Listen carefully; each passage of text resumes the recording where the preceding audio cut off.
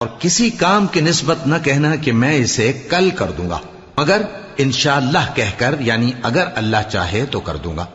اور جب اللہ کا نام لینا بھول جاؤ تو یاد آنے پر لے لو، اور کہہ دو کہ امید ہے کہ میرا پروردگار مجھے اس سے بھی زیادہ ہدایت کی باتیں بتائے۔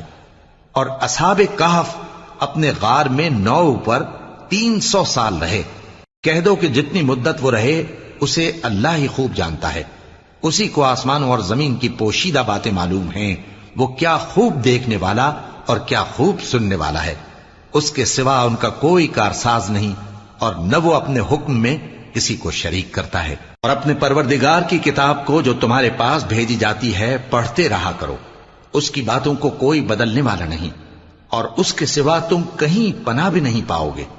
اور جو لوگ صبح و شام اپنے پروردگار کو پکارتے اور اس کی خوشنودی کے طالب ہیں، ان کے ساتھ صبر کرتے رہو، اور تمہاری نگاہیں